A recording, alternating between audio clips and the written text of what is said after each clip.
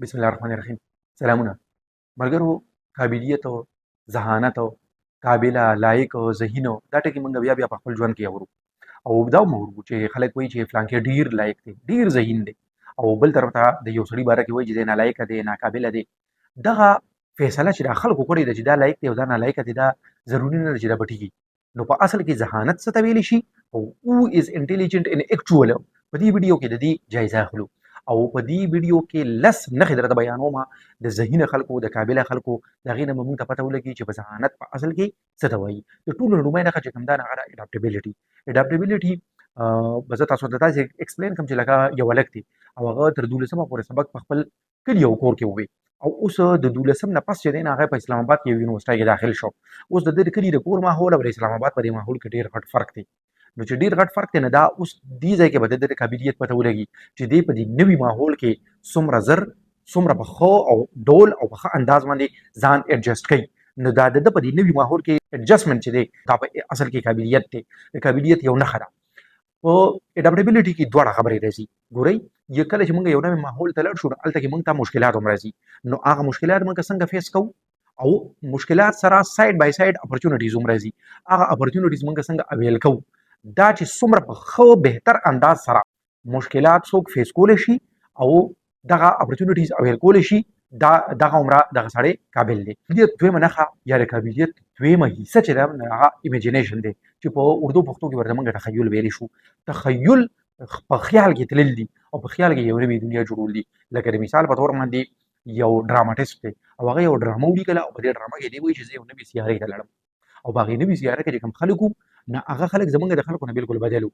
لکه د هغه په اشارو باندې خبرې کولې هغې له یو ژبه نه ورتله ما بیا هغې ته چې کوم دی یو ژبه وښوله یا هلته کې چې کوم خلک وو نو هغه د قد لحاظ سره دومره واړه واړه وو چې زه په هغې کې ډېر زیات دنګ وم یا هغې د قد لحاظ سره دومره زیات ډېر دنګ وو چې زه په هغې کې ډېر زیات وړوکی وم.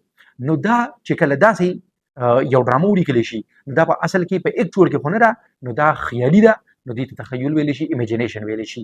دغه شان موږ دا هم ویلی شو چې یو سړی دی او هغه د فلم لپاره یو سکرپټ ولیکو یو کهاني ولیکله او په هغې کې هغه چې اوس څنګه لکه 2024 دی د نن نه 100 کاله پس چې کومه دنیا ده په 1940 کې نو هغه دنیا چې کوم دی نه په خپل فلم کې وښوله یعنې چې 100 کاله پس به دنیا څنګه وي. نو دغه د تخیل پر باس چې د چا څومره اوچت وي که نه نو دومره د هغه کریټیویټي او تخلیق چې کوم دی نو دا په اعلی درجه باندې وي. نو د قابلیت درېیمه غټه نښه چې دا نه تخلیق دی. لکه یو ځوان دی یا یو پیغله د هغې پي ایچ ډي هم وکړه خو د تخلیقي صلاحیت یې چې کوم دی په ځمکه باندې پروت دی د خپل ځان نه هېڅ نشي کریټ کولی. نو دا بیا څه قابلیت شو؟ په اصل کې خو قابلیت دا دی لکه څنګه چې شاعر دی که نه نو شاعر ضروري خبره نه ده چې د به سبق ویلی د دنیا شاعران دي هغه یې پړی خو بیا هم شعرونه جوړوي. نو دا د دوی دا شعر چې کوم دی دا د ده تخلیق دی. یا یو ډراماټیسټ دی او هغه ډرامه لیکي دا ډرامه د ده تخلیق دی. افسانه نګار دی هغه افسانه لیکي دا افسانه چې دا د ده تخلیق دی. یو ساینسدان دی او هغه یو نوی څیز ایجاد کړي یا یې ډسکور کړي دریافت کړي دا د ده تخلیق دی. اوس د چا تخلیقي صلاحیت کم ځای کې دی د تخلیقي صلاحیت په بنیاد باندې دی په کم لیول باندې دی دومره دی زیات چې دی موږ ورته قابل ویلی شو. د قابلیت څلورمه نښه موږ چې دی نه هغه انالیټیکل او کریټیکل تھنکینګ دی. نو بیا دې ځای کې په انالیټیکل او کریټیکل تھنکینګ دواړو کې فرق دی دا موږ جدا جدا هم ویلی شو. نو د ټولو نه لومړی انالیټیکل تھنکینګ و.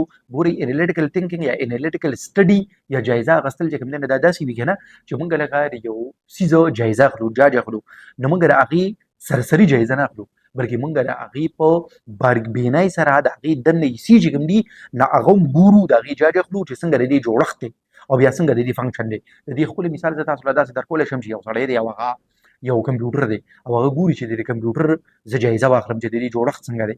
نو هغه دا کمپیوټر بالکل پرزي کړي نو د هر یوې پرزي جاج واخلي نو د دې نه دته څه پته ولګي چې دا کمپیوټر سټرکچر څنګه دی بناوټ یې څنګه دی او د دې نه د هرې پرزې دته د کار هم پته ولګي.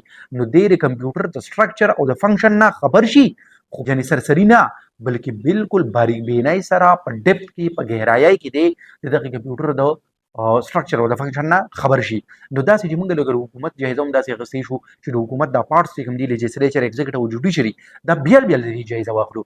بیا لکه څنګه چې پاکستان کې به لیجسلیچر کې دننه اپر راوستې لوی راوستې نو د دې جوړښت د دې کار داسې چې موږ جایزه واخلو د حکومت نو دا دې مطلب به دا وي چې موږ د حکومت انالیټیکل سټډي وکړه.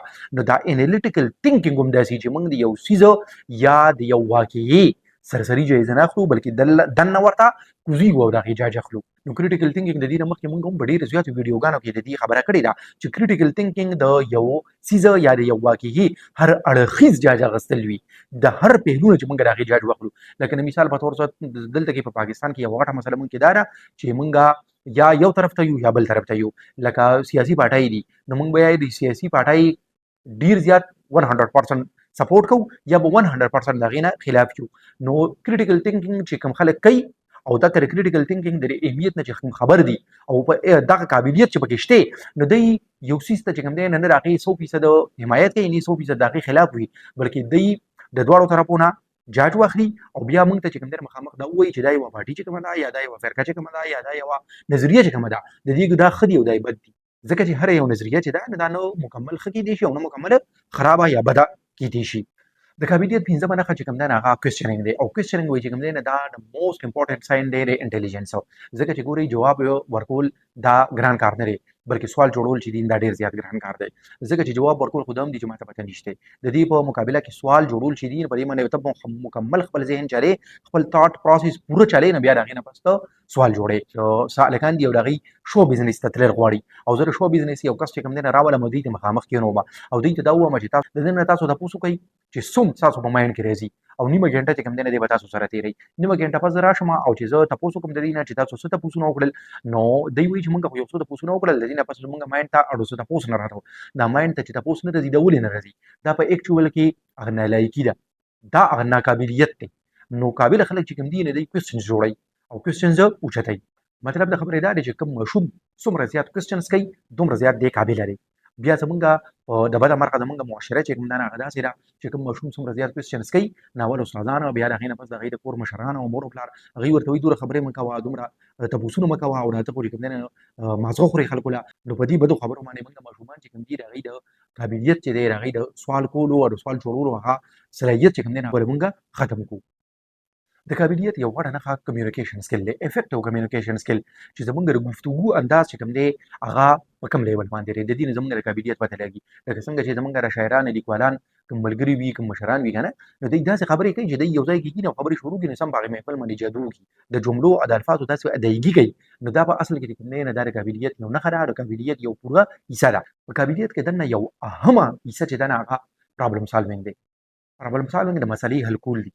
نو دا د مسلې حل کول چې دي نو ګورئ د انټرویوز ډېر زیات قسمونه دي که نه. که چېرې تاسو سبق ویلی یا سبق اوس مکمل کړی نو د انټرویوز چې کوم قسمونه دي په هغې کې یو اهم قسم دا دی که نه، هغوی یو مخامخ داسې یو ماحول جوړ کړي چې په هغې کې یو مسله او تاسو ته وایي چې تاسو اوس دا مسله حل کړئ. نو کوم یو هلک چې دا مسله څومره په ښه طریقه حل کړه، څومره زر یې حل کړه او د مسلې حل یې داسې راوباسه چې د نورو هلکانو چې کوم حل راوباسلی دی د هغې نه ښه دی، نو د دې نه به دا هغوی معلوموي چې دا یو هلک چې کوم دی نه به د هغې قابلیت ډېر دی. نو پرابلم سالوینګ په اصل کې یو لوی قابلیت دی. بل په یو ویډیوز کې موږ مخکې دا هم خبره کړې ده چې په یو بزنسمین کې او په یو انټرپرینور کې فرق دا وي که نه، چې بزنسمین په روایتي طریقې سره خپل بزنس چلوي او انټرپرینور چې کوم دی د مارکیټ جاج اخلي، یو پرابلم پوینټ آوټ کوي او بیا پرابلم سالو کوي. نو چې پرابلم کله هغه سالو کړي او په هغې طریقې سره هغه بزنس شروع کړي، نو دا بیا عام بزنس نه وي بلکې دا انټرپرینورشپ وي. نو پرابلم سالوینګ او کنفلیکټ ریزولوشن یو بل سره لګي. کنفلیکټ ریزولوشن دا دی چې لکه څنګه یو منیجر دی، نو په منیجر او په لیډر کې فرق دا وي که نه، چې منیجر چې دی نو دی په روایتي طریقې سره یو اداره چلوي او لیډر چې کوم دی د روایتي طریقې سره نه چلوي او کنفلیکټ په داسې طریقې سره ریسالو کړي چې دواړو طرفو ته چې د چا په منځ کې کنفلیکټ او تنازعه ده هغوی دواړه خوشحاله شي. نو دغه سکل په اصل کې د کنفلیکټ ریزولوشن دا چې کوم دی نو دا د منیجر نه لیډر جوړوي. د ماهرینو مطابق موږ هر ورځ په زرګونو باندې فیصلې اخلو، چې په زرګونو باندې موږ په ورځ کې اخلو، نو ظاهره خبره ده چې دا وړې فیصلې وي، خو په دغه فیصلو کې څه فیصلې داسې وي چې که چېرې په هغې کې زموږ خپه وښویېږي نو ټول ژوند د ورسره بربادېږي. اوس دا پراپر او رایټ ډیسیژن میکینګ چې کوم دی نو دا یو قابلیت دی. دغه خلک پوهېږي چې رایټ ټایم رایټ ډیسیژن په ټیک وخت باندې به ټیکه فیصله څنګه اخلي او کوم وخت کې کومه فیصله اخیستل پکار دي. آسان وربازو کې موږ دا ویلی شو که نه چې څنګه موږ د په خپله ټولنه کې ښکاري چې ډېر زیات خلک داسې وي چې ډېر تعلیمونه یې کړي، خو چې کله د فیصلو اخیستلو وخت راشي نو یو داسې فیصله واخلي چې هغه بیا وروسته به خپله هم ستیمانوي او خلک به هم ورته خبرې کوي که نه. نو دا په اصل کې دغه صلاحیت او دغه قابلیت چې دی نو دا به ده کې نه وي. د ښې او د ټیک فیصلې اخیستلو کوم لوازمات دي، کوم شرایط دي چې په هغې باندې موږ پوره وخېږو نو بیا زموږ فیصله ټیک فیصله وي. د دغې نه ځان خبرول وي او دغه چل زده کول وي. د قابلیت په قسمونو کې چې موږ ورته د ټولو نه اهم قابلیت هم ویلی شو هغه جذباتي ذهانت دی چې هغې ته ایموشنل انټیلیجنس ویلی شي. ایموشنل انټیلیجنس چې دی د دې تعریف چې موږ کوو نو دا دوه خبرې دي په دې کې. په دې کې لومړی خبره دا ده چې موږ خپل ایموشنز کنټرول کولی شو، نه ایموشنل انټیلیجنس دی. خو دویم دې سره سره چې موږ د بل د ایموشنز او د فیلینګز محسوسولی شو، د هغې احساس لرلی شو، د هغې اندازه کولی شو، نو دا هم ایموشنل انټیلیجنس کې راځي. ایموشنل انټیلیجنس چې کوم دی دا په اصل کې هغه قابلیت او ذهانت دی چې دا موږ ته مخامخ ښیي چې کوم یو سړی پوه دی او کوم یو سړی ناپوه دی.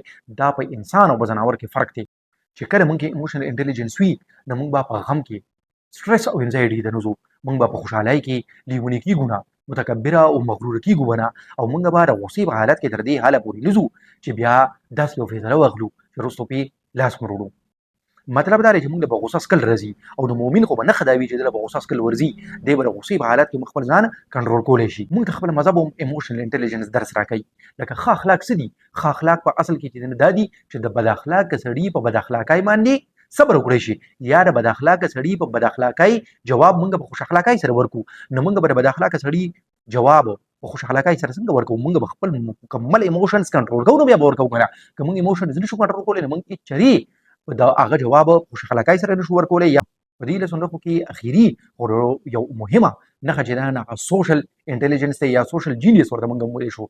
دا په اصل کې هغه سړی وي چې کوم سړی په سوسایټۍ کې خلکو سره ډیر ګل میل کر ژوند تېرولی شي، او دغه سماجي ذهانت چې خدای پاک چاله دا صلاحیت ورکړی وي، نو دغه سړی چې کله هم چا سره کیني او پاسي نو بس هغه خلک د دوستان شي، ده له د دوستانو جوړولو چل ورځي، ده له د دوستۍ پاللو هغه صلاحیت په ده کې وي. اسانه ژبه کې موږ ویلی شو چې ده له د خلکو د زړونو ګټلو چل ورځي. او ویلی شي چې غریب سړی هغه نه وي چې چا سره پیسې نه وي، بلکې غریب سړی هغه وي چې د چا دوستان نه وي، او دغه خلک هغه وي چې د دې دوستان ډیر زیات وي. نو دا که موږ خیال کړی زموږ په ټولنه کې ډیر خلک داسې وي چې هغوی ته خلک لوفر وایي، دا لوفر خلک دی، او دغې خلکو ته څه په ښه نظر نشي کتلی. مطلب دا دی چې د دغې سړي یو ورور دی او هغه ډیر تعلیم کړی دی او په ښه جاب باندې هم دی، پیسې هم ډېرې ګټي، خو شناخت یې په سوسایټۍ کې دومره کم دی چې هغه کله خلکو سره خپل شناخت کوي نو ورته وایي زه د فلانکي ورور یم. دا امید دی چې د ویډیو نه زده کړه کړي د داسې ویډیو لپاره زموږ چینل ته راځئ. د لوی الله په امان.